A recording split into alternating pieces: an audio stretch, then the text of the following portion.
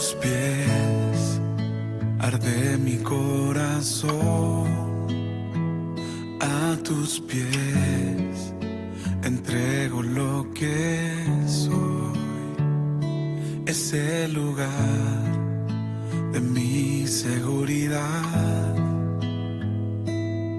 donde nadie me puede señalar. Me perdonaste, me acercaste a tu presencia, me levantaste, hoy me postro a adorarte. No hay lugar más alto, más grande que estar a tus pies, que estar a tus pies. No hay lugar más alto, más grande que estar a tus pies, que estar a tus pies. A tus pies arde mi corazón, a tus pies te entrego lo que soy. Es el lugar de mi seguridad, donde nadie me puede señalar. Me perdonaste, me acercaste a tu presencia, me levantaste y hoy me postro a adorarte. No hay lugar más alto, más grande que estar a tus pies, estar a tus pies. No hay lugar más alto, más grande que estar a tus pies, estar a tus pies. No hay lugar más alto, más grande que estar a tus pies, estar a tus pies. No hay lugar más alto, más grande que estar a tus pies, estar a tus pies. Y aquí permaneceré, postrado a tus pies. Y aquí permaneceré a los pies de Cristo.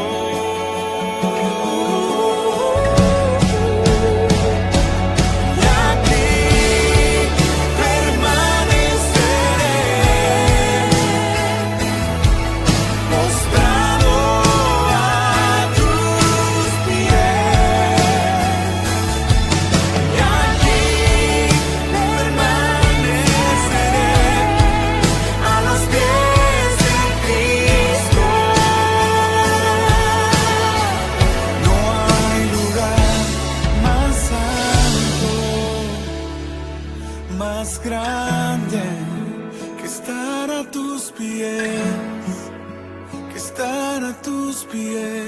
No hay lugar más alto, más grande que estar a tus pies, estar a tus pies.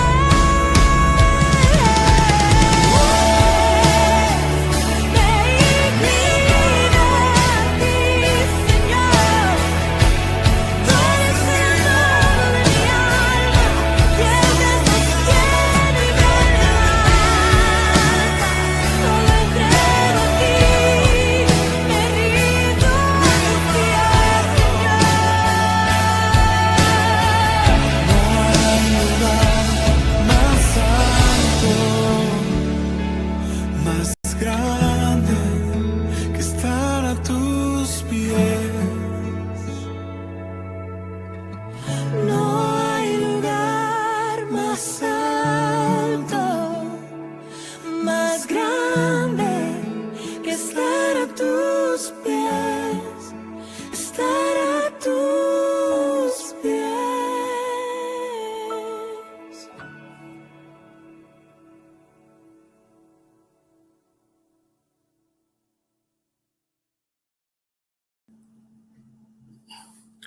¿Qué tal, mis hermanos? Buenas noches, Dios les bendiga grandemente.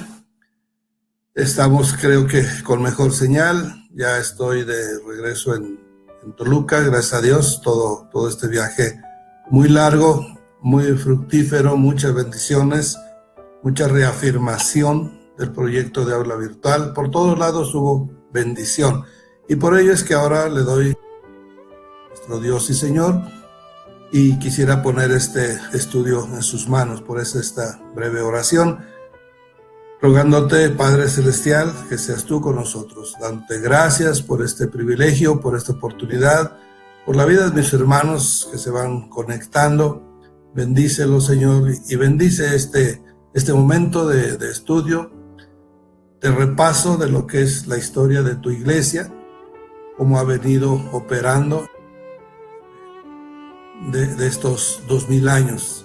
Te damos gracias por ello y lo ponemos pues en tus manos para que tú nos acompañes y nos ayudes a tener más entendimiento.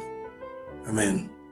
Mis amados, pues que el Señor les bendiga grandemente. Hoy vamos a tratar el tema, es el periodo 6, es la iglesia de Filadelfia, el periodo de la iglesia de Filadelfia.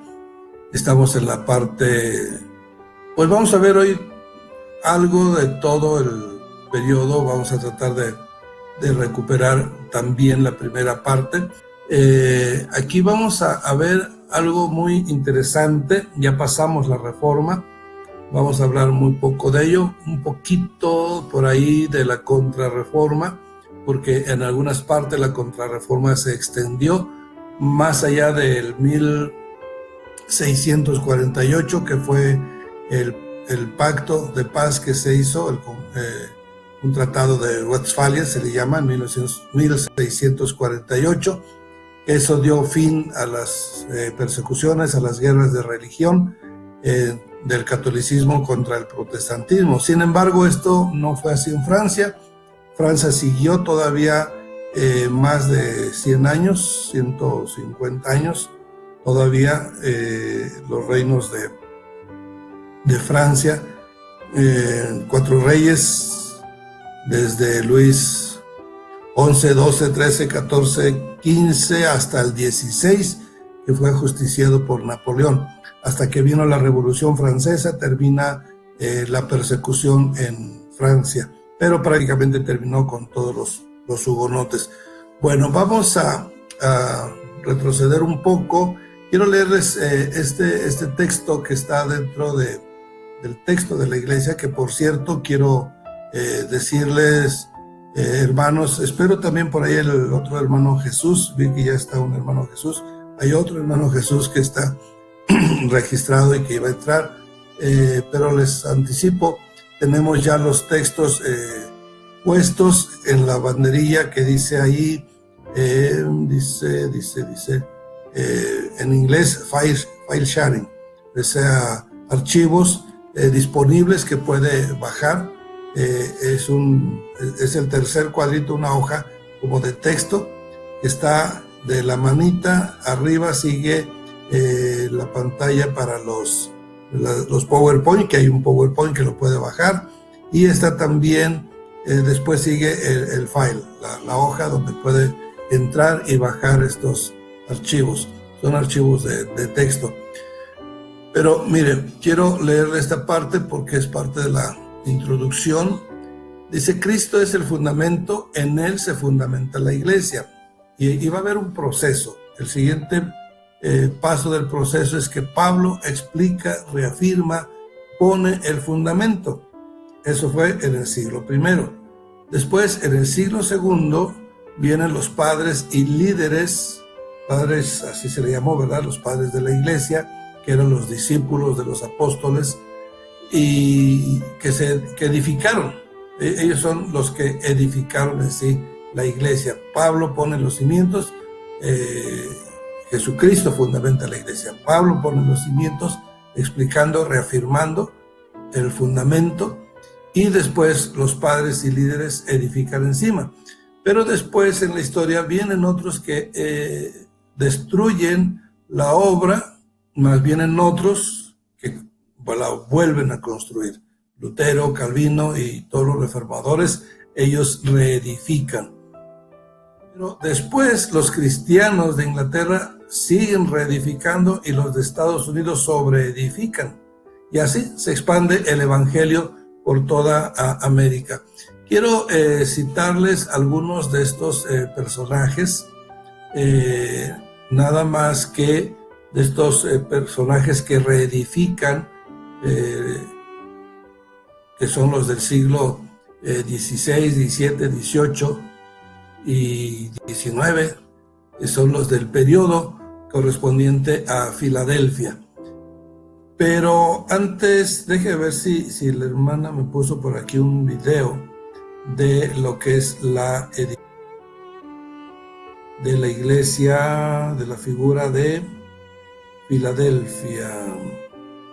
No tengo figura de Filadelfia, se lo voy a explicar brevemente.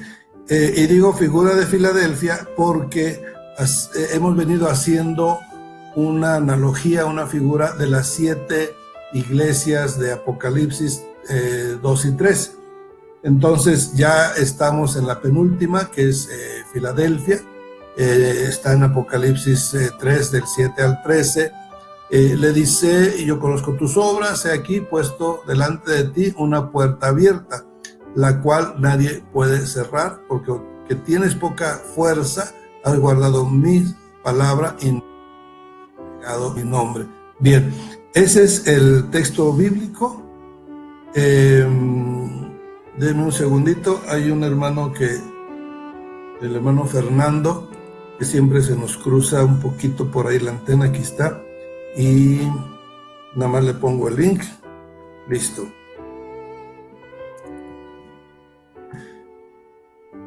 Por alguna razón siempre se le pierde a este hermano el archivo, pero ya se lo puse por el WhatsApp, así que teniendo la confianza de que va a entrar, seguimos adelante. Bien, entonces, repito, hemos estado haciendo una analogía con las 7 iglesias y damos una explicación de lo que es la iglesia bíblica y lo que es el periodo histórico. Entonces, en este caso, Filadelfia corresponde, por el lado bíblico, Apocalipsis 3, del 7 al 13. Pero históricamente corresponde a la iglesia moderna, quiere decir la iglesia posterior a la Reforma, que es de 1650 hasta el 1900, es el periodo que estamos concluyendo ahora. No voy a relatar la parte histórica de la ciudad, porque quiero abreviar, quiero irme rápido, porque hay muchos puntos que quisiera que viéramos. Nada más hago un resumen. La figura en el periodo histórico es de 1650 al 1900. Es un crecimiento espiritual, científico y tecnológico durante 200 años. Se le considera el periodo de oro de las iglesias reformadas. Misioneros salen a todo el mundo, a naciones que se han independizado de los imperios colonialistas, y esa es la figura de la puerta abierta de Filadelfia. Tiempo de restauración de la santidad como forma de vida en muchos creyentes. Viene el auge de la ciencia, de la tecnología, bueno, no la tecnología como hoy la vemos, sino la tecnología de aquel tiempo. Estamos hablando de las máquinas que se inventan para los telares, por ejemplo, que es lo que se llama más bien la revolución industrial, no tecnológica, sino industrial. En fin, entra una etapa de civilización. Recordemos que antes el oscurantismo pues había mantenido al mundo muy retrasado, muy oprimido. El oscurantismo fue algo pues terrible, ¿verdad? Se sale de esa oscuridad cuando aparece la imprenta, cuando aparece la Biblia, que es la luz del mundo, etcétera. Bueno, a través de ella se da la luz del mundo, que son las palabras de nuestro Señor Jesucristo, que es el Evangelio. Él es la luz y nosotros ahora como iglesia somos la luz al mundo. Bueno, en fin, que esto se viene llegando al punto donde sale la luz. Esa luz también se le llama en la historia el ilustrismo. ¿Por qué? Porque hay mucha ya también ciencia, hay poesía, todas las artes vienen a resurgir en este punto. Figura y mensaje final, lo que es esta figura de la iglesia. A la iglesia cristiana de hoy son las iglesias fieles, espirituales, cristianos firmes, apartados, consagrados, lo más cercano al ideal. Por ello es que no recibe crítica del Señor. Es la única iglesia, además de Esmirna, que no recibe crítica. Y esta pues porque va caminando muy fielmente. Filadelfia es la iglesia fiel, ¿sí? Filos y Delfos. Pero la otra que dijimos, Esmirna, que no había recibido crítica, no fue tanto por una ausencia de errores, sino más bien por el hecho de que fue la iglesia que entregó su vida por Cristo. Bueno, dice: aquí yo vengo pronto, volviendo a Filadelfia, retén lo que tienes para que ninguno tome tu corona. Al que venciere, yo le haré columna en el templo y nunca más saldrá de ahí. Fíjese qué promesa para esta iglesia. Escribiré sobre él el nombre de mi Dios y el nombre de la ciudad de mi Dios, la nueva Jerusalén, la cual desciende del cielo de mi Dios, y mi nombre nuevo. Dice que esta iglesia, Filadelfia, diríamos que un emblema de esta época, de este periodo de la iglesia de Filadelfia, tiene su parte visible cuando llega el evangelio, así puro, de los puritanos, limpio todavía, sin contaminación. Llega a Estados Unidos, y una de las primeras ciudades que se fundan en Estados Unidos tiene este nombre, Filadelfia. Bueno, después de esto, y para entrar a los reedificadores del tiempo, del 1650 en adelante, sobre todo 1700, 1800, tenemos un gran número de personajes que nos dejan una teología, una doctrina, un ejemplo, unos ayudamientos tremendos. Pero antes de sacarlos a ellos a colación, quiero dar un repaso muy rápido para mostrar cómo hubo un remanente durante todo ese periodo mencionado del oscurantismo, que se viene a fusionar, se viene a unir con la iglesia reformada, ¿sí? Iglesia reformada, dicho por los reformadores, y hoy actualmente se les dice así tradicionalmente a un sector de las iglesias de ese tiempo. También se le llama iglesias luteranas, también se le llama iglesias protestantes. Hoy nosotros le decimos iglesias evangélicas. Bueno, toda esa hilación viene de varias iglesias que se unen. Por ejemplo, una de las más connotadas, la iglesia de Armenia, que tiene ella su propia Biblia desde el año 445. No desapareció esta iglesia nunca en la historia. Diríamos de los armenianos, o sea, los... se me olvidó el nombre de los fundadores de esta iglesia. Bueno, ¿por qué toma su nombre? Bueno, es iglesia en Armenia, que se hacen después tipo ortodoxos, más adelante.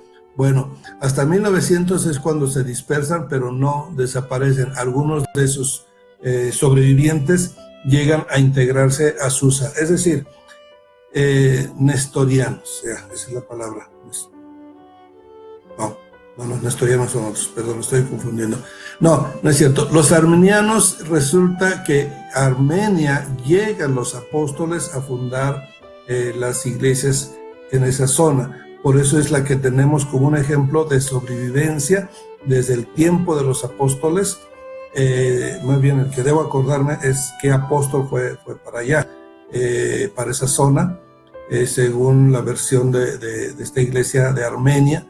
Y ellos sobreviven con ese fundamento apostólico hasta 1900, en que son dispersados por los turcos otomanos, una rama de los musulmanes, pero en un estilo un poquito diferente al resto de los árabes.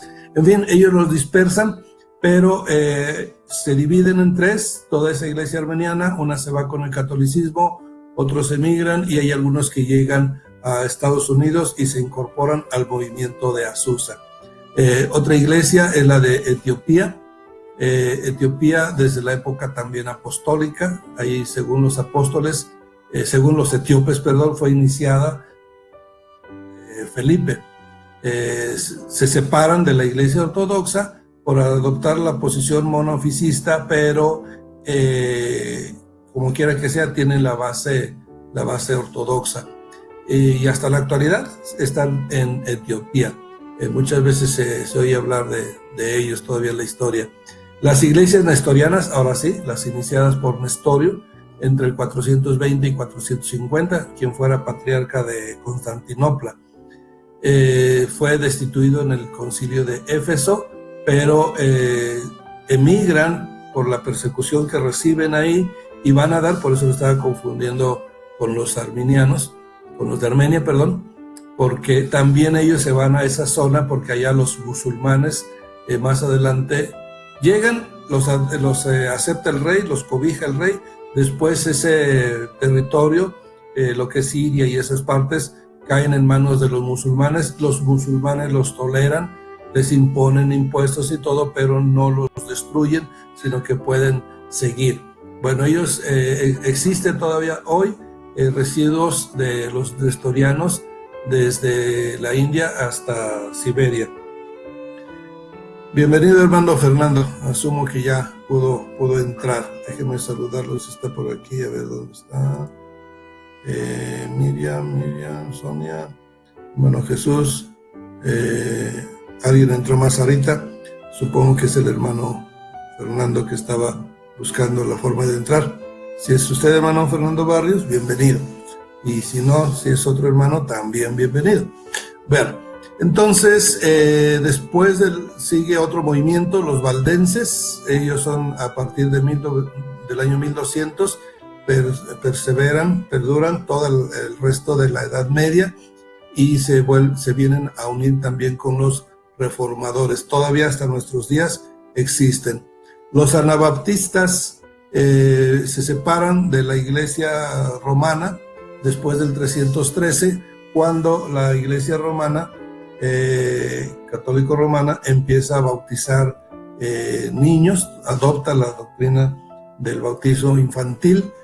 Y estos anabaptistas, que quiere decir rebautizadores, dicen el bautismo infantil no sirve para nada porque está bautizando a niños sin pecado. ¿De qué pecado se van a arrepentir los niños? O sea, pecados cometidos, quiero decir, no del pecado original, que es la figura del bautismo infantil, quitar el pecado original.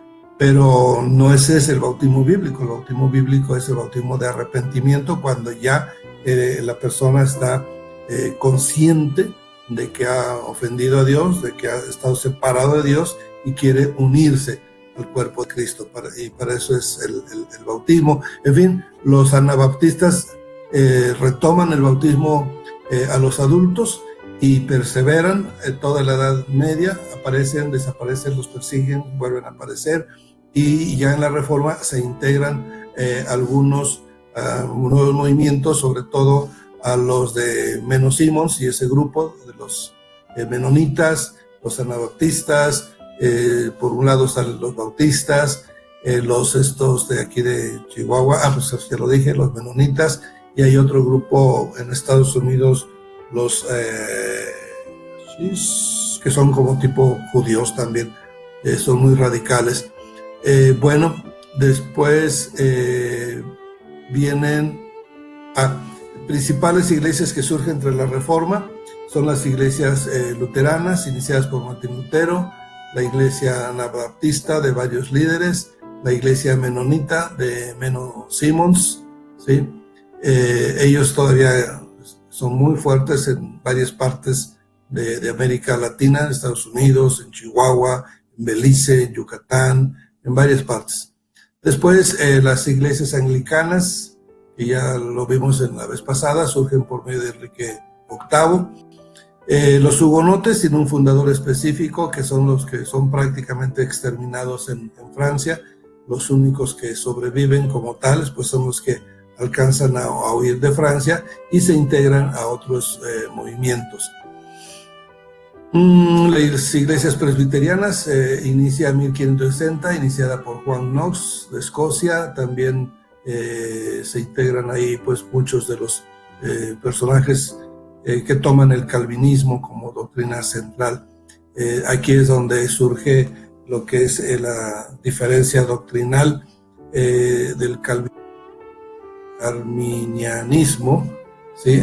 Donde Arminio, siendo también calvinista, recibe el encargo de refutar, no de refutar, sino de respaldar bíblicamente los aspectos calvinistas, la doctrina calvinista, y él pues era calvinista y está en favor, pero una vez que se pone a estudiar para reafirmar con pie de imprenta, es decir, con versículos bíblicos, toda la doctrina calvinista, esto es la doctrina de la predestinación, se encuentra Arminio con que, pues, desde su punto de vista tiene errores, y de ahí se divide la iglesia y se hace unos arminianos y otros se quedan calvinistas. La mayoría de las iglesias actuales pues son arminianas, ¿sí? Quedan pocas calvinistas dentro de lo que es la iglesia presbiteriana y algunas otras. Bueno, después de en el nuevo periodo, 1650, ya después de la Contrarreforma, ya en la iglesia moderna, surge la Sociedad de los Amigos, iniciada por John Fox, ¿sí? No, estoy mal aquí, en el texto es George Fox. John Fox es el autor de los mártires, el libro de los mártires. En el texto está mal aquí, es George Fox. George Fox, sí, aquí está correcto, inicia su predicación tras su conversión personal en 1647, etc. Hermanos, les voy a pedir, por la imposibilidad de hacerlo aquí, que estos nombres que estoy mencionando, que los apunten y busquen su biografía. Es muy interesante, aprendemos mucho de la historia de la iglesia cuando estudiamos la biografía de cada uno de estos personajes. Es muy, muy útil y muy recomendable. El hermano Fernando, como siempre, aportándonos algo útil, nos amplía la doctrina del bautismo. Yo estoy hablando de las cosas muy resumidas, ¿sí? Y aquí nos amplía el hermano Fernando Barrios algo muy importante. Dice: la doctrina del bautismo no es solamente para perdón de los pecados, es la inserción de la iglesia, es cuando se hace templo vivo del Espíritu Santo, es recibiendo los dones de la fe, esperanza, caridad. Y es muy, muy, muy largo, muy extenso toda la doctrina del bautismo. Yo lo digo en palabras muy resumidas, es también, diríamos, la aceptación, ¿verdad?, de entrar al cuerpo de Cristo, la simbología que tiene de morir al pecado, por eso es inmersión, y volver a nacer, es salir del agua. En fin, tiene mucho. Eso, cada una de estas palabras, porque yo estoy hablando de los títulos nada más, cada uno de estos títulos implica toda una clase, ¿verdad? Todo un mensaje, y es muy, muy interesante. Así que, pues, me disculpo, hermano Fernando, porque hablo solamente de los elementos más superficiales, ¿sí? Por el hecho de que estamos haciendo un recuento nada más. Bueno, continuando entonces con la iglesia de los amigos, es que me llamó aquí la atención algo que subrayé. Aquí, George Fox viaja en 1671 a Estados Unidos a respaldar el movimiento en Nueva Inglaterra. Nueva Inglaterra es la parte donde llegan los peregrinos, los primeros cristianos al Nuevo Mundo, ¿verdad?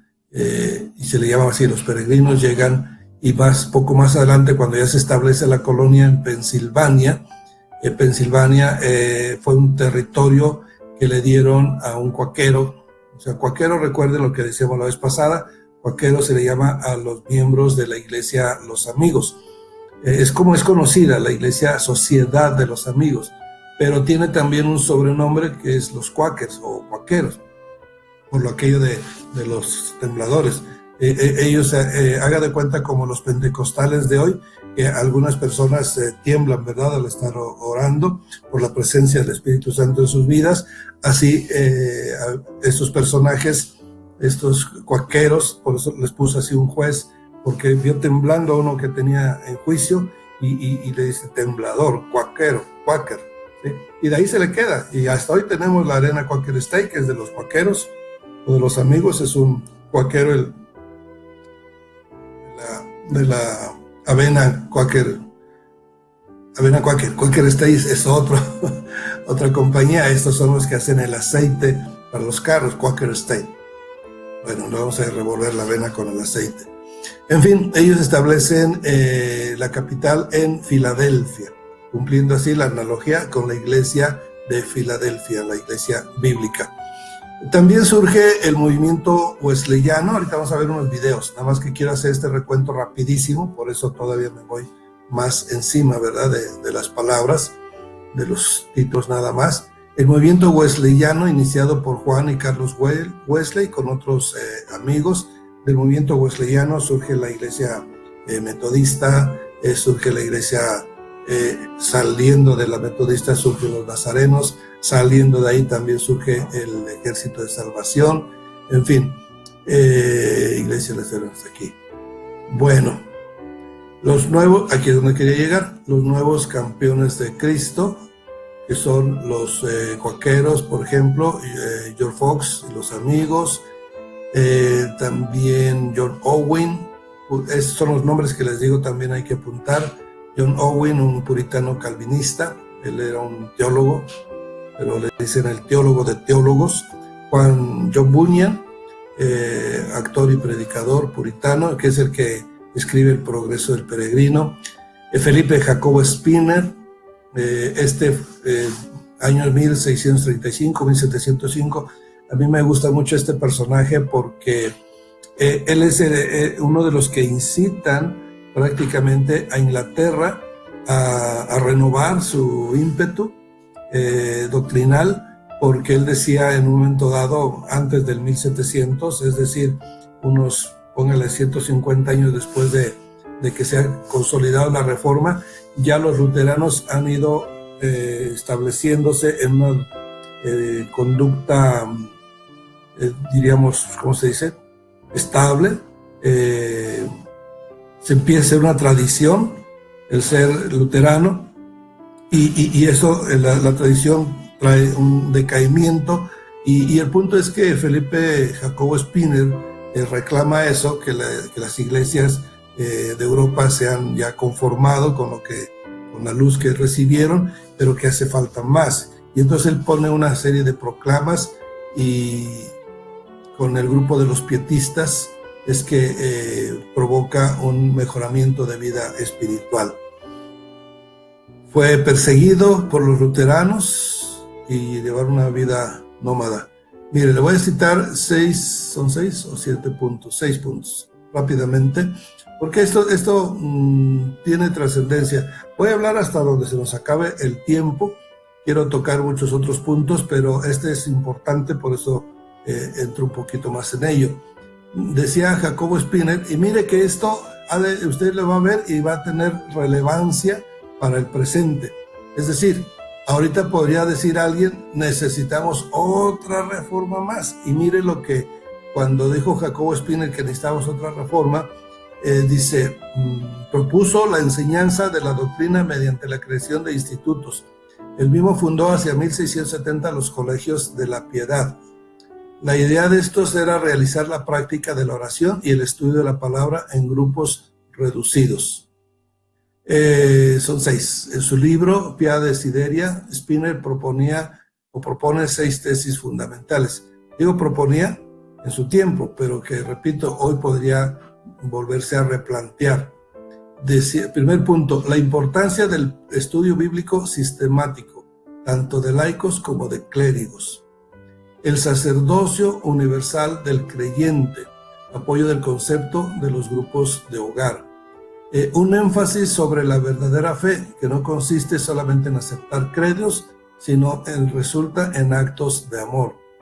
El cuarto, un enfoque de unidad. El pietismo buscaba derrumbar las barreras entre las iglesias luteranas y las otras reformadas. A su vez me meto un poquito más en este punto. En este viaje se vio mucho el factor de unidad que se está despertando en la actualidad. Y mire usted, seguramente están enterados de todo lo que está sucediendo ahorita en el Congreso de México, que diputados, un senador, están proponiendo unas leyes para a las iglesias, particularmente a los pastores, a los sacerdotes, a los psicólogos que den asesoría legal, etcétera. Ustedes ya lo saben. Bueno, y eso lo entendemos como algo nefasto. Pero ¿se habrá dado cuenta ya que esto es algo bueno?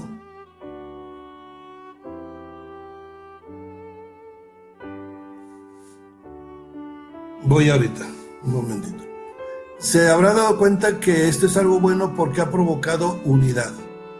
¿Sí? Me di cuenta en Veracruz, en Monterrey, en Oaxaca, en todas partes que estuve y en otras partes que no estuve, pero me voy dando cuenta que van uniendo a las iglesias. Ahora sí, ¿verdad? Con esa sacudida que viene de parte del gobierno sobre las iglesias, sobre los pastores, provocó una unidad. Es como lo de Jerusalén. No salían los apóstoles a cumplir su gran comisión, los discípulos, ¿hasta cuándo? Hasta que hubo persecución. Bueno, déjenme terminar este punto porque quiero ponerles un video. Dice, el enfoque de la unidad. 5, la recuperación de un ministerio vivo. Deseaba que los pastores recuperaran el sentido de su llamado y la seriedad de su ministerio. Una predicación vital que hablara al corazón, provocando arrepentimiento, prendiendo el fuego de la fe y llevando el servicio consagrado. Vea usted, si no, estamos hablando de una actualidad. Bien, ahora denme un minutito, voy a ponerles un video para que vayamos entrando en otro tema. Vamos entrando a lo que es el Evangelio en Francia.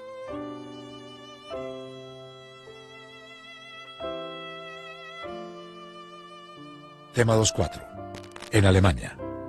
En Alemania y los países nórdicos, así como en los Países Bajos, el luteranismo se mantuvo firme. Después de las guerras de religión se vivió en paz, salvo ocasionales persecuciones de luteranos contra quienes presentaban otra forma de llevar el Evangelio, generalmente más profunda. Recordemos que Lutero fue el primero que encendió la luz. Desde entonces hemos venido de luz en luz. Cada grupo evangélico que ha surgido ha aportado más luz, más palabra, más revelación. Muy bien. Entonces, este punto quiero también detallarlo. Esto de que venimos de luz en luz tiene su relación con ello. Algunos han llegado a decir que Martín Lutero se quedó a medias en la Reforma, que siguió bautizando niños, que fue contrario al judaísmo, y se hablan de muchas cosas, que la iglesia luterana se quedó a mitad del camino. Pero veamos, quiero por favor que haga este análisis. Lutero ciertamente no recibió toda la revelación. Tenemos una especie de, si quiere llamarle revelación progresiva, o si quiere llamarle entendimiento progresivo de la palabra de Dios, de su mensaje, de su propósito. ¿Por qué digo esto? Porque cuando viene la Reforma, Lutero recibe una luz, pero como venimos de luz en luz, cuando Lutero entra en escena, recibe una porción de luz, pero cuando vienen otras iglesias, más adelante reciben otra porción mayor de luz, y así, cada iglesia, cada temporada, cada época que viene avanzando, el tiempo va recibiendo más luz. Y es lo que tenemos hoy. Por ejemplo, ya estamos en el tiempo de la Odisea, ya estamos en los tiempos finales, y casi que podríamos decir que pues ya hemos recibido la mayor parte de la luz, o al menos más que las iglesias en la antigüedad. Así que es viable entenderlo de esta manera, por eso el comentario. Pero bueno, entonces ya que entramos en los videos, vamos a seguir con los videos.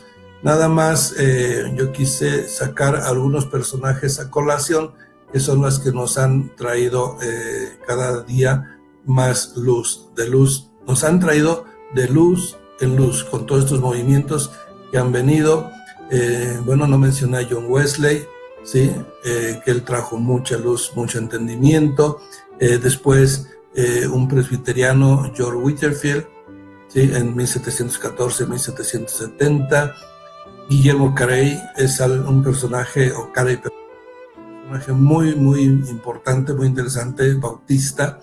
Él fue el primer que estableció una organización de misiones. No fue el primer misionero, pero sí fue el que establece un centro de misioneros para todo el mundo. Y es un personaje que conviene estudiarlo.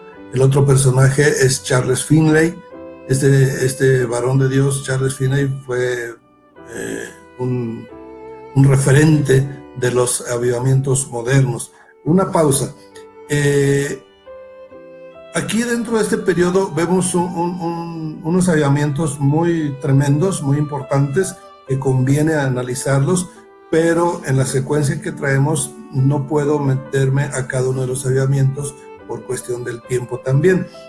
Pero si me lo permiten, de esto de los avivamientos, vamos a hacer un recuento final, no solamente de una época, sino de todas las épocas de la iglesia, es decir, desde el primer avivamiento en Pentecostés hasta los avivamientos que están hoy en el mundo. Por eso, por ahora, los dejamos pendientes.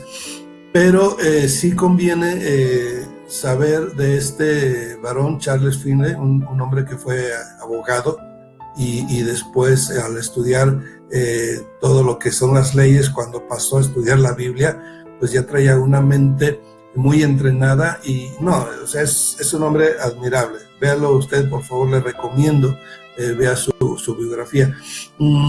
Le prometo ponerle en los mensajes unos textos, o escríbame por favor con un correo y le voy a mandar una colección de textos que tengo de este varón y sin ningún costo se los voy a poner ahí.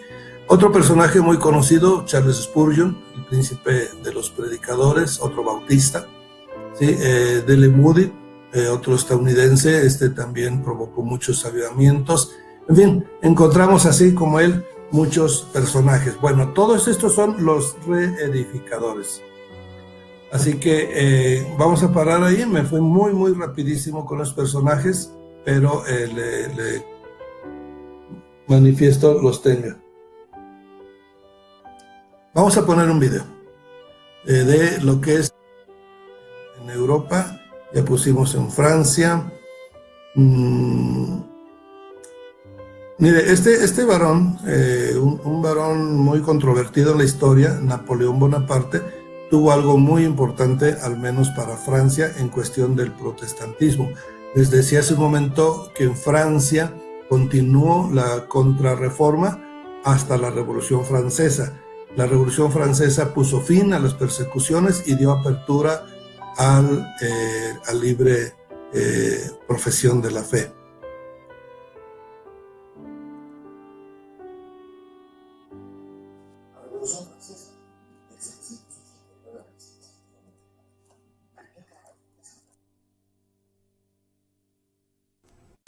La Revolución Francesa, 1789 a 1799, permite al protestantismo libertad de culto. Después viene el imperio de Napoleón Bonaparte, un claro oscuro en la historia en lo que al pueblo de Dios se refiere. Fue tolerante con los judíos y permitió también el protestantismo. Napoleón firma un concordato con el Papa Pío VII, pero Bonaparte, independiente de toda influencia, no respeta el pacto con el Papa y lo hace su prisionero. Se nombra rey de Italia después de autocoronarse emperador de Francia. En medio de sus egocentrismos y ambiciones, en ciertos momentos favorece y muestra su admiración por el pueblo protestante. Napoleón Bonaparte, en 1805, hace una declaración que recoge el pastor Robert Dupuy. Se falló la ocasión en el siglo XVI de establecer en Francia la religión protestante. No es mi culpa. Desearíamos que todo el mundo fuera protestante. Habéis calumniado a los protestantes representándolos como hombres que enseñan principios contrarios a los derechos del soberano. Hallé en los protestantes sujetos fieles. No hay uno del que haya tenido jamás razones para quejarme. Me sirvo de ellos en mi palacio y les permito la entrada. Si el concordato no hubiera sido aceptado, me hubiese hecho protestante y 30 millones de franceses habrían seguido al día siguiente mi ejemplo. A los cristianos del Imperio francés. Luis XIV no quiso más que una religión en sus estados y proscribió a todos los que no fueran de la suya. El gran Napoleón las llama a todas, promete a todas la libertad. La nación judía misma desde hace tantos siglos, proscrita y dispersa, va a recibir una existencia civil, política y religiosa. Napoleón I.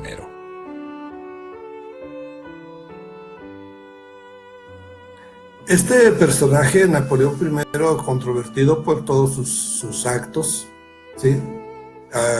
Pues aquí vemos, ¿verdad?, en la historia, favorece al protestantismo, lo mismo que tenemos en México, la reforma, las leyes de reforma, una reforma civil, pero que sin embargo favorece el protestantismo, ¿sí? Y son personajes, en ambos casos, a Juárez y a Napoleón se le consideran masones. No sé si lo hayan sido, al parecer sí, como quieran, no importa, pero históricamente pues ahí los tenemos. Por eso digo controvertido el asunto con Napoleón, porque inclusive a Napoleón, por otro lado, se le considera una figura del anticristo, por aquello de que quiso tener un imperio que durara 1000 años, etc. En fin, vámonos adelante.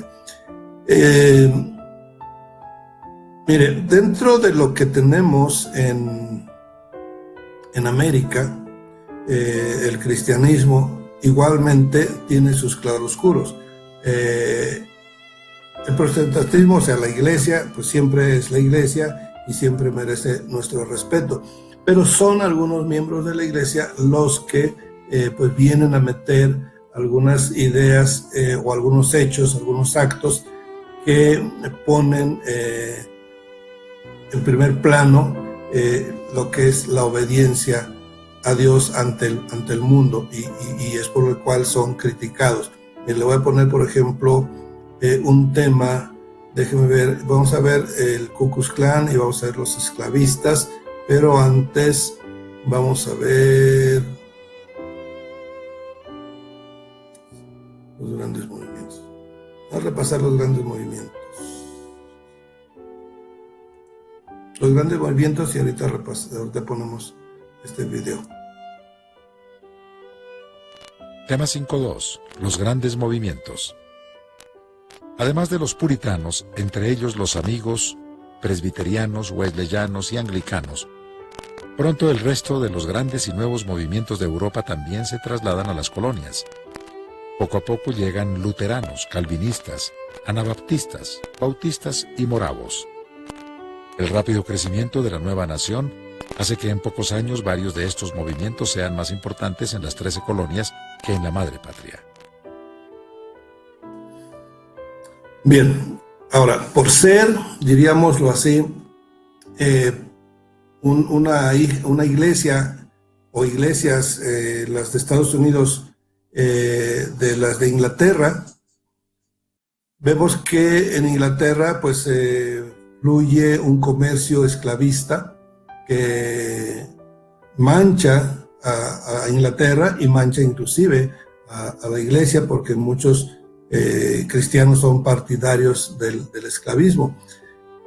Y uno de los himnos que pusimos, que hoy debía haberlo repetido, el de Sublime Gracia, fue escrita, bueno, no fue escrita, ¿cómo fue? Le puso letra, no recuerdo el nombre del varón, le puso letra a este canto, pero la música era un murmullo de los esclavos. ¿Sí? Y ese murmullo que venía siendo una música es la música que hoy tiene este grandioso himno, Sublime Gracia. Así, un murmullo como eso era todo lo que existía, y este ex esclavista que los había conocido en sus barcos le puso letra cuando ya estaba él arrepentido y consagrado al Señor. Bueno, ahora, de estos esclavistas en Estados Unidos hubo varios cristianos, y vamos a poner un video al respecto para que se explique un poquito mejor, al menos. Tema 5.3. Los esclavistas cristianos. La esclavitud en América inició cuando los conquistadores, con sus enfermedades y cargas excesivas, acabaron con gran parte de la población indígena, que no resistían la carga exigida. El africano, siendo de complexión más fuerte y resistente, les resultó ideal para los malos tratos que se les daba. Del mismo modo, cuando los colonizadores de Norteamérica descubrieron que las tierras del sur eran ideales para el cultivo del algodón, pero requerían mucha mano de obra, dieron por comprar esclavos a los portugueses y españoles. Pronto, otras naciones entregaron el lucrativo negocio de arrancar gente de África y traerlos a América a trabajar de por vida. Es el origen de los afroamericanos. Los misioneros no evangelizan a los esclavos para no tener el problema ético de esclavizar a su hermano. Los intereses lucrativos fueron más poderosos que el verdadero evangelio. Los estados del sur fueron los que adoptaron estas prácticas, en tierras de bautistas primordialmente, aunque había otras denominaciones. Los del norte estaban opuestos, aún de la misma iglesia bautista. Por ello, más tarde vendría la guerra civil entre norte y sur, iniciada por el presidente Abraham Lincoln, bautista, con el motivo de liberar a los esclavos. Esto provocó también la división de la iglesia bautista, surgiendo la Convención Bautista del Sur. Había cristianos que no veían pecado en ello, como es el caso del inglés George Whitefield, que tenía esclavos para sostener su orfanato en Georgia, estado sureño, a pesar de que John Wesley, a quien Whitefield admiraba, escribía en contra de la esclavitud.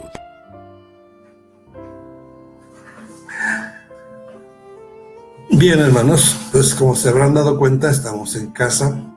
Hoy no estamos en la oficina, no estamos viajando. Viajando, pues siempre tuve problemas con la señal. Ahorita ya estamos tranquilos. También en la oficina todavía tenemos mejor señal que aquí, pero creo que la de aquí ahorita es aceptable. Bien, entonces tenemos una época de crecimiento en Estados Unidos del Evangelio, con diferentes personajes muy conocidos.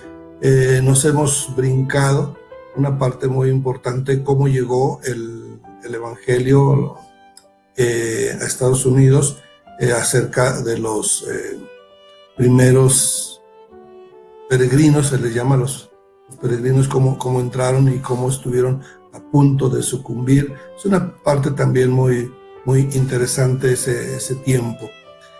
Pero pues la historia es muy larga y muchos detalles, y el tiempo es muy corto.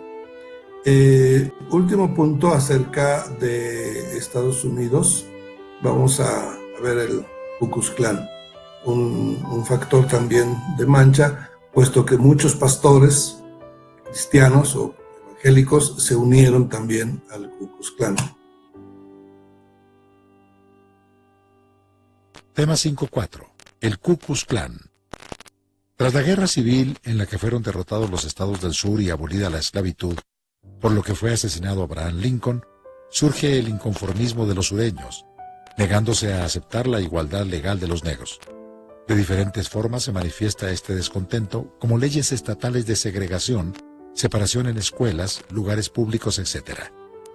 La medida más extrema fue la aparición en 1865 del Ku Klux Klan.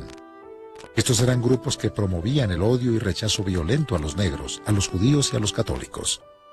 Lamentablemente, para el testimonio de la Iglesia cristiana, no solo hubo pueblo invadido por ese odio, también llegaron a afiliarse algunos pastores. El presidente Ulysses S. Grant decretó su disolución en 1870, aunque volvería a resurgir. Bien, hermanos. Voy a repasar lo que mencioné al principio, que tenemos ahí unos textos disponibles para que ustedes los puedan bajar. Está el periodo 6 como un PowerPoint. Se lo voy a mostrar tantito por si alguien lo quiere bajar para con ello auxiliarse en alguna enseñanza.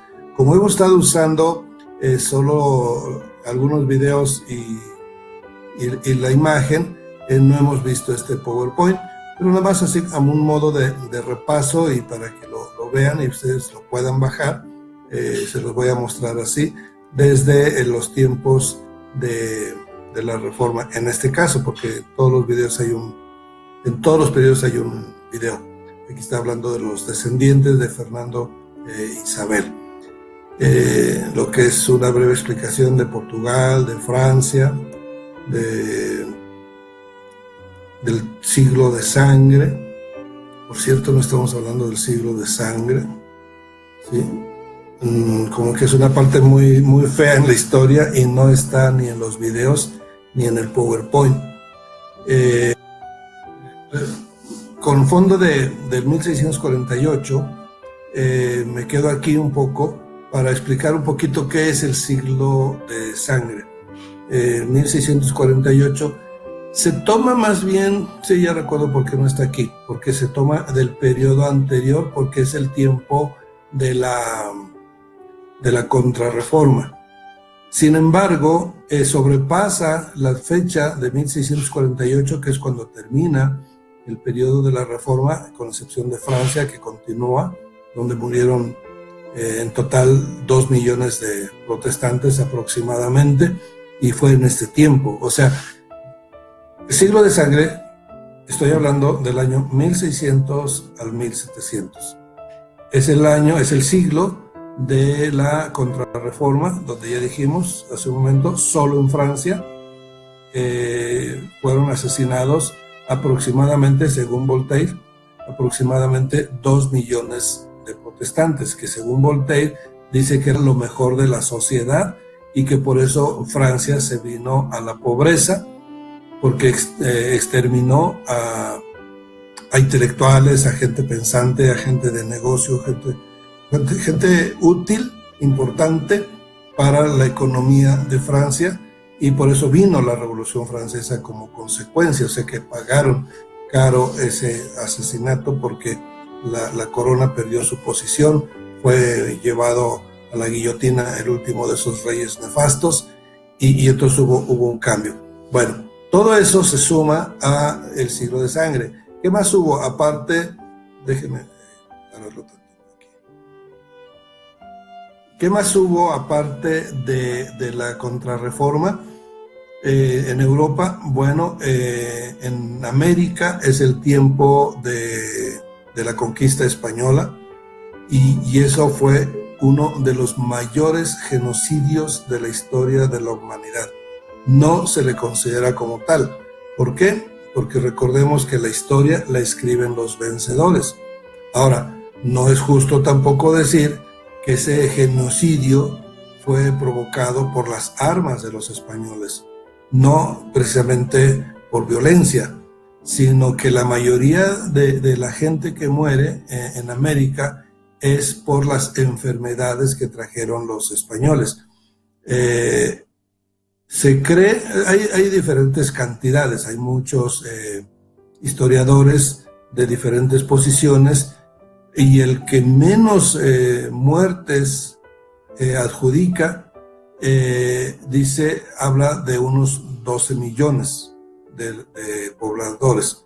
El punto es que había 4 millones para el tiempo que estuvieron los españoles ya con la América conquistada, 4 millones solo en México, y se hablaba de que en toda la América Latina debería de haber 70 millones, pero se redujo la población a 20 millones, y de esos 20 millones, 4 estaban en México. Digo, que era, pues incluyendo también Centroamérica. Vamos, no me refiero a México antiguo como México, sino como la Nueva España. Guatemala era otra oficina, pero dependiente del virrey de España también. En fin, historia aparte de ese tiempo. Lo que estoy hablando es de que en todo el territorio murió muchísima gente. Vamos, de 70 millones a 20 millones es una exageración quizá de algunos historiadores. Te digo, los más conservadores hablan de menos millones, pero como quiera que sea, 1 millón, 2 millones, 10 millones, 20 millones, los millones de personas que murieron fueron bastantes. Repito, no todos, no la mayoría, no por la espada, ¿sí? Por la espada de los conquistadores, que hubo muchas guerras, es cierto. Hubo pueblos masacrados, exterminados, es cierto. Los aztecas casi fueron exterminados, salvándose si acaso aquellos que se integraron a algunos otros pueblos. Pueblos como los tlaxcaltecas, esos pueblos sobrevivieron porque Cortés los tomó como aliados. Lo mismo que los de Michoacán, los purépechas, que muchos consideran tarascos. Tarasco es una incorrección, no es correcto decirle Tarasco. Tarasco es un insulto, pero es un insulto que le pusieron los purépechas a los españoles, pero se les quedó a ellos de rebote. Curioso, así brevemente. Cuando llegaron los españoles a la parte de Michoacán, a la parte purépecha, los purépechas le decían a los españoles Tarasco, Tarasco, Tarasco. Y los españoles, no sabiendo qué significaba, no sabiendo su lengua, dicen, ¿por qué nos dicen Tarasco? Pues han de ser tarascos. Y entonces les empiezan a decir tarascos, de rebote pues, y lo que estaban diciéndole los purépechas a los españoles, al decirle Tarasco, es decirle güey, güey. O sea, para ellos era un insulto, quizás no como lo vemos en el día de hoy, pero para los purépechas era insultarlo diciéndole que era un animal, ¿verdad? Que era un buey. Pero resulta que como no conocían la lengua, se lo rebotaron y les pusieron de sobrenombre a los purépechas el sobrenombre de Tarasco. Y hasta la fecha, mucha gente, inclusive gente letrada, muchas veces les dice tarascos, pero no es correcto, le está diciendo güeyes, ¿sí? Pero punto y aparte. En fin, muere mucha gente en todo México, pueblos son exterminados. Hubo un pueblo muy aguerrido en el Bajío, fueron exterminados. Pero no subió, con todo ello, no subió el índice de muertes a los tantos millones. 2 millones fueron por las pestes, por las enfermedades que contrajeron los nativos con los virus que trajeron los españoles. Los españoles, los europeos, los franceses, de ese que vos inventaron el perfume, eran gente muy sucia, no se bañaban, ¿sí? Cuando aquí los aztecas eran muy limpios, por ejemplo, muy aseados, sus mercados muy ordenados, una limpieza que se pagaba, la falta de higiene se pagaba con latigazos, y entonces no estaban acostumbrados a esas enfermedades, esos virus, y causaron unas epidemias, unas pandemias en toda América Latina que redujo la población grandemente. Si acaso se puede comparar ese genocidio con un genocidio en China, que fue también en números de muchos millones, y pues obviamente la guerra mundial, la Segunda Guerra Mundial, que provocó la muerte de 70 millones de personas, ¿sí? Claro, por diferentes ejércitos, y el mayor de ellos no fue precisamente el de Alemania, fue el de Rusia. Más genocidas o más asesinos o más gente muerta por sus manos fue Stalin con sus ejércitos, aprovechando la guerra, pues exterminando a todo aquello a toda aquella persona, pueblos enteros que les causaba rechazo, y compitiendo pues obviamente con Hitler, ¿verdad? Pero en conjunto ahí se puede hablar de otros genocidios, pero está en discusión que ese genocidio provocado por los españoles voluntaria e involuntariamente ha sido el más grande de la historia, o por lo menos anda compitiendo con los 3 más grandes de la historia. Entonces ese es el otro motivo por el cual se le llama a ese periodo el siglo de sangre. Y consecuencia de lo mismo viene la tercera parte, otro genocidio, pero contra África. ¿Por qué? Porque al morir mucha gente en América Latina, no había brazos para trabajar, los brazos que habían metido, o sea, los nativos, pues no acostumbrados al trabajo duro, y las enfermedades, pues acabaron con la mano de obra gratuita, ¿verdad?, esclavizante que tenían los españoles. Así que entonces dieron por importar esclavos comerciados por Inglaterra, por Portugal, por la misma España, que traían de Sierra Leona, del Congo, de diferentes partes de África. Esclavistas entraban a esos territorios africanos y capturaban a miles, y finalmente fueron millones de personas que extrajeron del África para traerlos a América Latina. Cuba, que es casi todo el país son de personas de color. Haití, varias de esas islas fueron repobladas con gente africana para trabajar la caña, el algodón y todo eso, porque resistían más el calor y el trabajo extremo. Y me acuerdo ahorita de un pueblo exterminado, los taínos, un pueblo muy bonito, vivían tipo Adán y Eva en el jardín, en el paraíso, en las islas del Caribe. No trabajaban, no cultivaban las tierras, ni siquiera pescaban, ni siquiera la agricultura, simplemente estiraban la mano y comían el mango, la fruta que tenían ahí, ponían una redecita ahí en el río y capturaban el pescado del día. O sea, tenían el maná ahí a la mano, y ese pueblo pues nunca trabajó en su vida. Así que llegan los españoles y los capturan para llevarlos a Cuba a construir los grandes fuertes, y murieron y acabaron con todo el pueblo taíno, mucho pueblo exterminado. Bueno, y hablando pues entonces de los africanos, llegan a ocupar las tierras que ocuparon los taínos, que ocuparon otros pueblos que habían desaparecido inclusive, y los repoblan con africanos. Por eso es que hoy vemos tanto moreno en América, ¿verdad? En Colombia, en México hay algunos pocos también, pero los hay. En Haití, pues no se diga, en Estados Unidos, etcétera. Todo ese pueblo de color, pues es de origen africano, traído de esa manera. Claro, eso pues usted ya lo sabe. Así que en resumen, no tengo un video de ello, pero ese es lo que es el siglo de sangre, que empezó en el periodo pasado y termina en este periodo. Por si ya les aburrió mi cara, mi voz, déjenme ponerles un video. Vamos a ver ahora. Estos no son videos. ¿Qué más tenemos aquí en videos? Bueno, ya estamos entrando en México. Los avivamientos, sí tengo un video aquí, pero vamos a dejarlo para el final, para hacer un repaso de todos los avivamientos, no nada más de esta época. Vamos a ver esta erradicación del paganismo, lo que es en México y en América.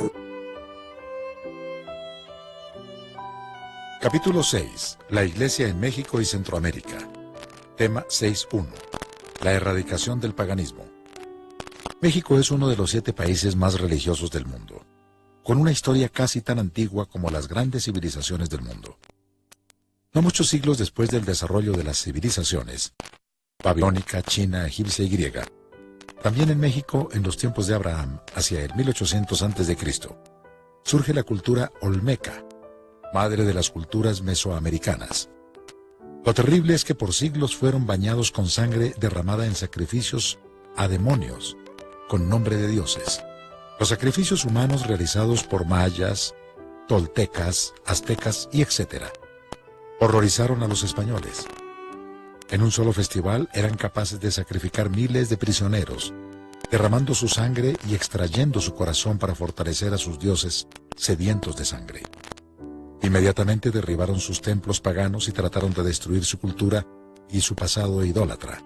Algo necesario, pero al no ser llevado a fondo, dichas culturas solo se adaptaron a la nueva religión traída por los conquistadores, conservando algunos elementos de su pasado que para los arqueólogos y la sociedad son herencias culturales, maravillas turísticas. Los españoles en México y casi toda América cambiaron las religiones paganas por la religión católica. un paso que hubiera sido completo si hubieran enseñado el Evangelio de Cristo sin la incorporación de dogmas y tradiciones no bíblicas y el verdadero amor a Dios. Se les enseñó a los nativos un evangelio teórico y diluido con un ejemplo terrible de la vida cristiana que traían los soldados y gobernantes. Bien. Bueno, voy a atender unas preguntas que hay aquí. Bueno, un comentario, dice el hermano Fernando, que hoy se ha triplicado el número de los del Ku Klux Klan con el señor Trump. Pues es un movimiento que ha desaparecido y reaparecido, nunca totalmente. Siempre hay derechistas o hay personas racistas que le dan vida otra vez. Hermano Jesús pregunta cómo podemos bajar los archivos. Bueno,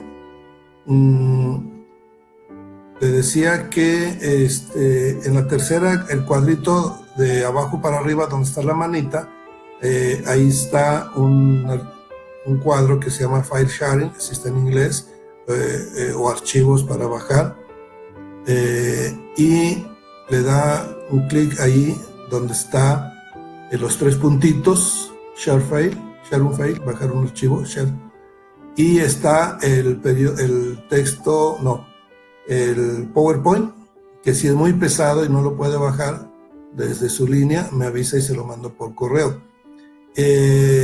También está la historia de la iglesia, el resumen, el texto, del 5, el 6 y el 7. O sea, ya es el complemento de toda la historia de la iglesia en texto. Recuerde que lo he comentado, está en videos enteros, completos, el paquete de 7 videos, o 9 videos, que son 7 periodos, pero también está en texto. Y también podemos poner a la disposición los cuestionarios, solamente nos pone un correo y con gusto se los mandamos junto con este PowerPoint. Espero que los pueda bajar, hermano Jesús, y vamos a continuar. Entonces, ahora ya se nos acerca el tiempo, vemos qué más tenemos dentro de los videos y creo que ya pudo entrar el hermano Fernando. Bueno, otro punto relativo a México ahora es el de la Inquisición. A ver, ¿en qué nos quedamos de la recreación? Me distraje un poco con lo del hermano, pero entró con el enlace del sábado. Muy bien, hermano, adelante. Bueno, vamos a ver un poquito de la Inquisición en México. Opera la Inquisición muy fuertemente en España, pero estamos viendo, pues, paralelamente, que lo que está sucediendo en España en el tiempo de la Contrarreforma también viene a suceder algo en México, porque es el mismo rey Felipe II, que él, en su momento, él se juramentó a sí mismo diciendo que no iba a permitir que en su imperio, que es cuando se cita también esa frase que nunca se pone el sol, ¿verdad? Porque tiene conquistas en varios puntos de la Tierra, del planeta, y entonces cuando es de noche en un día, en el otro día, en el otro lugar, en Filipinas, por ejemplo, que era española también, pues es de día. Bueno, tiene otra frase, además de esa frase, que dice que prefiero no tener súbditos a reinar sobre herejes. Y con eso está diciendo que va a exterminar a todos los herejes protestantes que hubiera en sus territorios.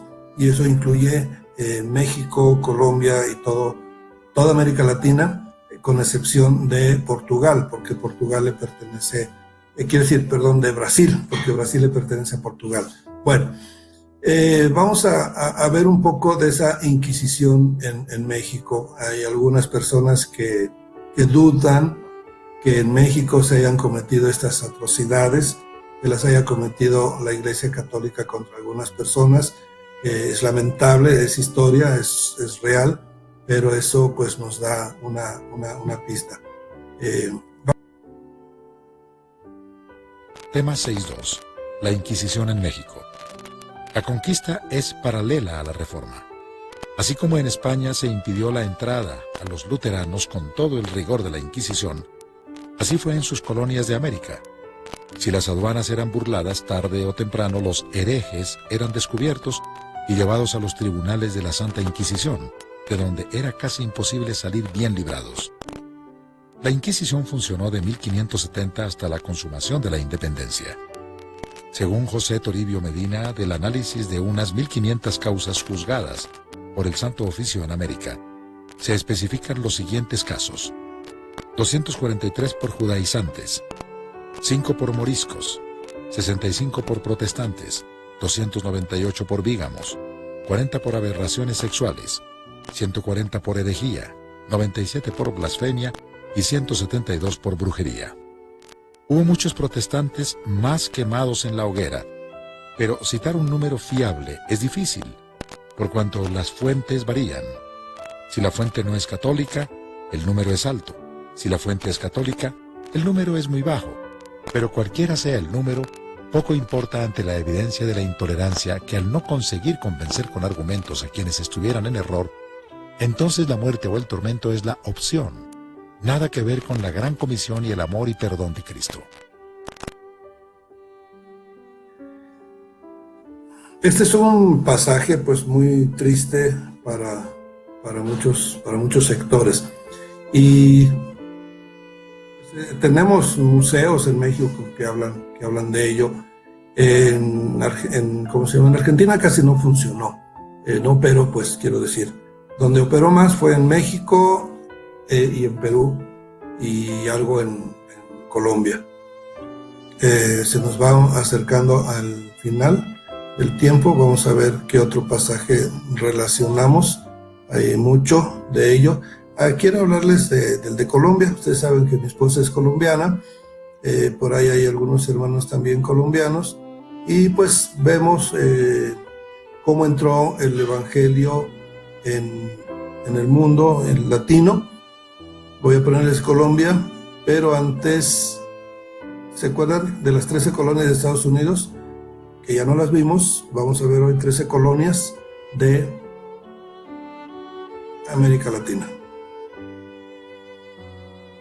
Las 13 colonias españolas, tema 7.1, República Dominicana y Haití. Esta fue la española, la primera colonia establecida por los españoles en 1493. Haití, de ocupación francesa, fue la primera colonia en obtener su independencia. Al vencer, se anexionó la parte española. España prácticamente dejó perder a Dominicana, pues ya no le interesaba, no tenía más riquezas. Prefirió concentrarse en las demás colonias que se le estaban rebelando también. Por su comercio con Holanda y otros países luteranos, fue la única que tuvo contacto con los protestantes. La Biblia y los principios luteranos lograron arraigo, pero la Inquisición no podía permitirlo. España tuvo que despoblar una buena parte de la isla con tal que no hubiera protestantes. Recordemos el dicho de su rey Felipe II: prefiero no tener súbditos que gobernar a herejes. En 1795, España cede oficialmente Dominicana a Francia y los sacerdotes y monjas emigran a Cuba y Venezuela. Con altibajos, el protestantismo también se estableció en Dominicana. Bueno, este fue nada más Dominicana, pero hay más. Vamos a ver en Cuba, así rápidamente.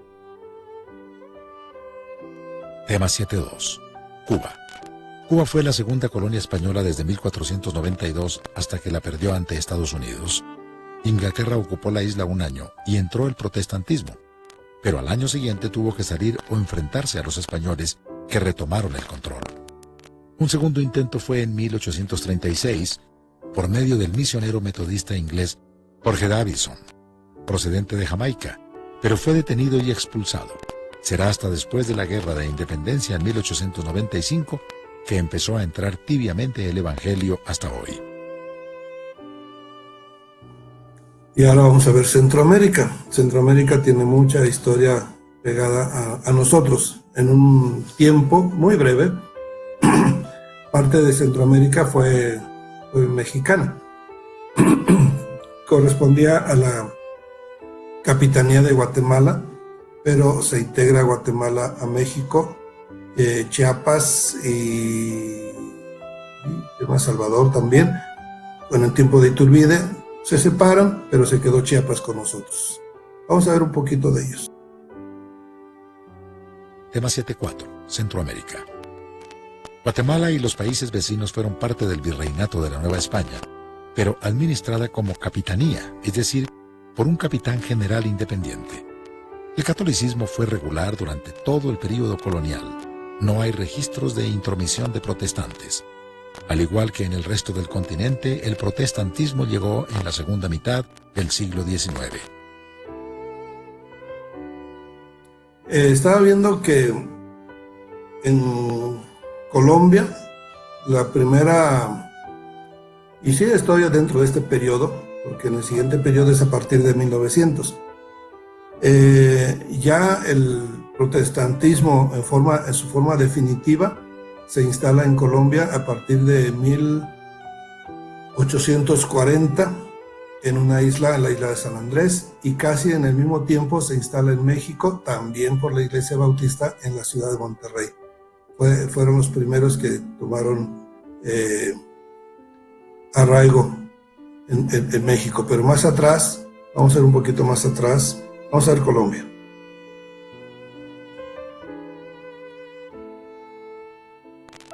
Tema 7.6. Colombia.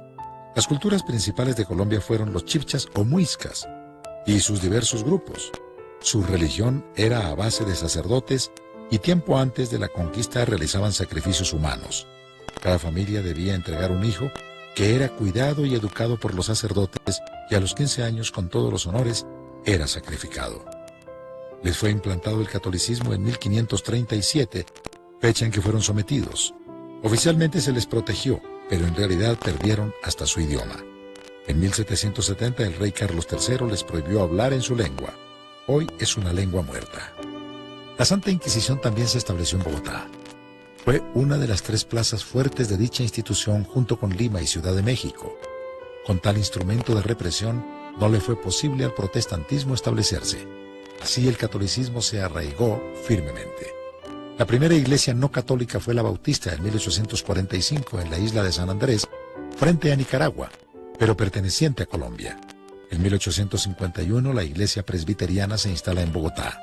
En el siguiente periodo veremos la historia moderna más detallada de 1900 al 2011. Fíjese que Colombia, bueno, no Colombia en sí, sino las culturas, no solamente de Mesoamérica, sino del sur de América también, tienen un apego al sacrificio con sangre, de doncellas, de jóvenes, de guerreros, ¿sí? En diferentes formas. O sea, la más famosa, la que más conocemos, es la de los aztecas, los mayas, que sacaban el corazón, etc. Pero esa era una forma, sí. Pero en muchos otros pueblos de Colombia, inclusive de México, le voy a platicar de 2 brevemente. Yo vivo aquí en Toluca, ustedes lo saben. Aquí en Toluca, cuando yo llegué aquí, pensé que la gente de aquí no había pasado por desastres ancestrales como los que vivieron todo el pueblo, todo el país náhuatl, o sea, totonacas, ¿cómo se dice? Los aztecas, y en el sur los mayas, en el sentido de los sacrificios humanos. Sin embargo, pasado el tiempo, vi que aquí en Toluca también había habido sacrificios humanos, pero fíjense con qué herramienta. Aquí se le llama pueblos de la red a los pueblos autóctonos, porque había muchos lagos, como el Valle de México, que fue fundado las ciudades de ahí sobre lagos, principalmente México, ¿verdad? También aquí había muchos lagos en el Valle de Toluca. Y había obviamente mucho pescador, y esos pescadores en su tiempo de sacrificio a su dios Xolt, que estaba ahí en el Nevado Toluca, tomaban a la doncella que ya tenían elegida, la metían a la red, que bueno, le daban forma de hamaca, ¿sí? En la red del pescador, por eso los cuernos de la red, porque le metían en la red de pesca a una doncella y quedaba como en una hamaca tendida de extremo a extremo, sostenida por 2 filas de hombres, ¿sí?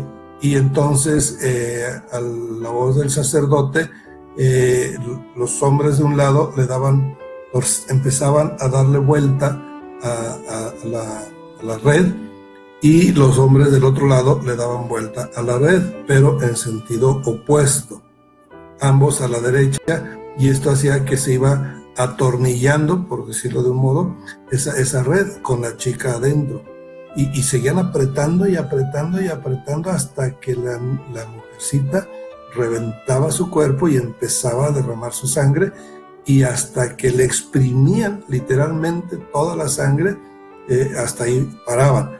Entonces, esa es una forma que tenían los de estos lugares, ¿verdad? Del Valle de Toluca. Pero eso es en todas, o en muchas culturas, el derramamiento de sangre. Y en Colombia, que es el punto, ahí hacían otra cosa muy curiosa. Ahí levantaban, no hicieron pirámides como acá, pero sí levantaban unos edificios muy grandes, sostenidos con pilares de madera, troncos muy gruesos, más de lo que yo estoy expresando aquí, más que por el tamaño de la cámara no me da más grande, pero era un diámetro muy grande esos troncos. Cavaban un hoyo muy profundo para enterrar los troncos ahí, eran 4 por los 4 pilares del edificio que hacían, y en ceremonia las doncellas que tenían reservadas para tal efecto, ¿sí? Las metían al fondo del pozo que habían cavado, y ya que estaba en el fondo, con ceremonia y todo, los hombres tomaban el tronco gigantesco y ¡pau!, lo dejaban caer sobre el hoyo, sobre el pozo exprofeso, para ahí sostenerlo. ¿Y qué quedaba abajo? La chica triturada, ¿sí? Y en fin, podemos encontrar en diferentes culturas de sacrificios humanos. Por eso parecía y era necesario, diríamoslo así, necesario que el catolicismo, al llegar a México, pues parara esas costumbres tan bárbaras, ¿verdad? No solo como costumbres, sino que sabemos que lo estaban ofrendando pues a sus dioses. ¿Y esos dioses qué son? Demonios, ¿sí? Los demonios siempre exigen sacrificio de sangre hasta la fecha. Aunque sea de gallos, se conforman, ¿verdad? Claro, siempre hay también derramamiento de casos mayores. Todo aquello, esas mujeres que han sido asesinadas en Ciudad Juárez, por ejemplo, lo digo por un hijo de un pastor que me reveló esto, ¿verdad? Porque él había investigado el origen de las muertes. Yo sospechaba que esas muertes no eran casuales del narcotráfico o tratantes, sino que debían de tener alguna relación con alguna secta satánica, una cosa así, y lo cual este joven me lo confirmó. Por eso tuvo que salir de Ciudad Juárez, porque después lo perseguían a él mismo, porque descubrió que efectivamente muchas de esas mujeres no eran muertas de forma incidental por gente malvada de narcotráfico, pandillas, sino por gente relacionada con efectivamente una secta, porque muchos de esos cuerpos los encontraban sin corazón, algo que los noticieros pues nunca decían, ¿verdad? Pero en sus investigaciones este hijo de pastor pues fue eso lo que descubrió, y se sigue dando en diferentes fechas. En fin, vamos terminando ese asunto, que se está acabando el tiempo. Solamente deje ver si por aquí queda algún video, diríamos, urgente. Colombia, mire, quiero ponerle, para honrar a estos jesuitas, entre los jesuitas tenemos de todo, buenos, muy buenos, y malos y muy malos, o sea, de cada quien. Pero veamos a estos buenos jesuitas. Tema 710. Los jesuitas en Paraguay. Los jesuitas fueron los únicos que obedecieron el decreto real de enseñar a leer y escribir a los indios de las Américas. Les enseñaron además a valerse por su propio trabajo, en una organización de aldeas y pueblos que se les llamó misiones jesuíticas guaraníes o reducciones. Fue tan exitoso el sistema que causó la envidia y malestar de españoles y portugueses, quienes solo iban con el propósito de enriquecerse, con las haciendas y encomiendas los primeros y con la esclavitud de estos indios los segundos. A ambos les estorbaban los jesuitas. Finalmente fueron expulsados por el rey Carlos III en 1767, tomando su lugar los franciscanos, dominicos y mercedarios. Fracasaron y ese programa tan benéfico para los indígenas se fue a la basura. Siguieron siendo explotados, esclavizados y exterminados. La orden de expulsión de los jesuitas se ejecutó la noche del 31 de marzo en Madrid y al amanecer del 2 de abril en el resto de España. En un cerrar y abrir de ojos, todas las casas jesuitas fueron clausuradas en todas las provincias del Reino Español. Después también los portugueses los expulsarían. Hay muchos de este tipo, no vamos a hablar de jesuitas malos o muy malos, pero sí quiero hablarles de un jesuita muy bueno, uno de los ejemplos de cristianismo. Este jesuita Pedro Kleber, me parece, el apóstol de los negros se le llamó en Colombia. Fue un hombre que en ese tiempo de la esclavitud, llegaban barcos cargados de negros africanos que habían arrojado a las bodegas donde deberían de llevar plátanos o granos. Llevaban su mercancía, eran hombres y mujeres apilados, salían apiñados desde África, pero en el camino iban muriendo. Pero era una forma tan horrible en esas galeras, donde parados o acuclillados como podían, no había espacio para sentarse o dormir porque ocupaban todo el espacio, y ahí mismo estaban sus excrementos, ahí les arrojaban desde la ventanilla, les arrojaban comida. Entonces imagínense la forma de vivir de estas personas. Son personas africanas, durante 6 semanas que duraba la travesía, y al llegar a Cartagena, imagínense cómo llegaba esa bodega, ¿sí? Ya cadáveres ahí mismo adentro, enfermos, los más fuertes pues sobreviviendo, ¿verdad?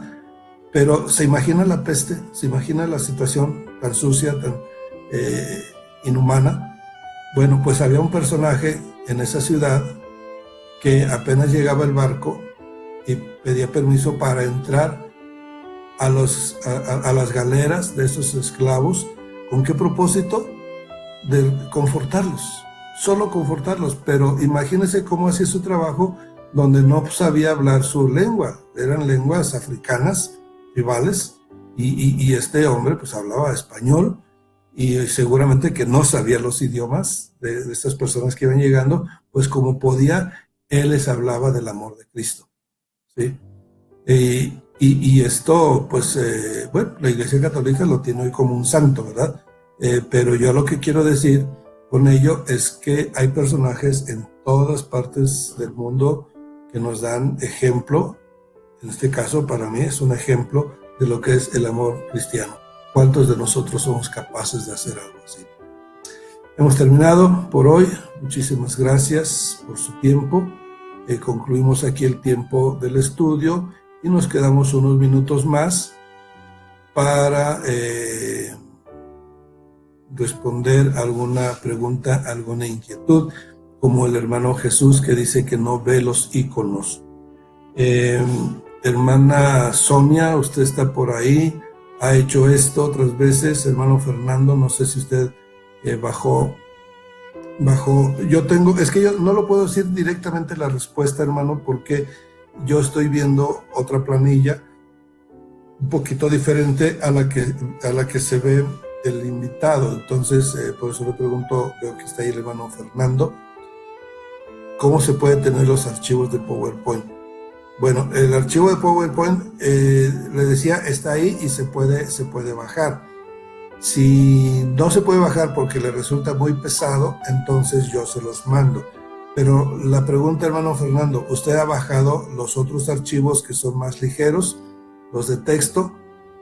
No sé si nos pueda decir en qué icono los bajó, porque yo tengo aquí el icono de files y nada más es darle clic ahí y aparecen todos los files para esta sesión, pero no sé en el de ustedes cómo se ve. Ahora,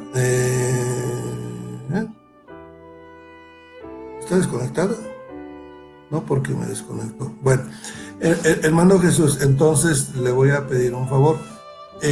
A mi correo directo, ponga el de sembradores@labuenasemilla.mx, solamente para tenerlo en presente. Póngame un correo donde diga enviar los temas. Le voy a enviar todos los temas de una vez, 7, y los PowerPoint.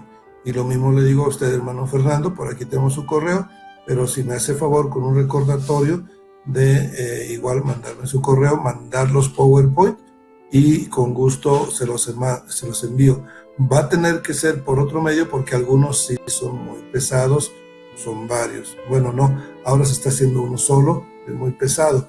Los videos son los que son varios, pero eso los tiene usted o los han de tener en su paquete de historia de la iglesia. Bueno, pues mis hermanos, muchas gracias. No sé si tengan algún comentario adicional. Y si no, pues por ahora nos despedimos y nos vemos el sábado. El sábado es el mismo tema, en vivo también, pero este mismo tema, porque recuerden que lo repetimos lunes y sábado. En este caso, el sábado va a ser sesión 13 otra vez. Ya hasta el lunes va a ser la sesión 14. Bueno, por ahí va. Pero ya vamos a hablar en la siguiente sesión, ya vamos a hablar de la iglesia contemporánea, la iglesia de Laodicea. Y vamos a culminar con videos de la historia de la iglesia, sino solo con un análisis en las sesiones 15 y 16 de la iglesia en nuestra actualidad. Muchas gracias. Es un privilegio poder servir y pues les deseo que el Señor les siga bendiciendo grandemente. Todos mis hermanos, amigos presentes, Dios les bendiga y les guarde. Buenas noches.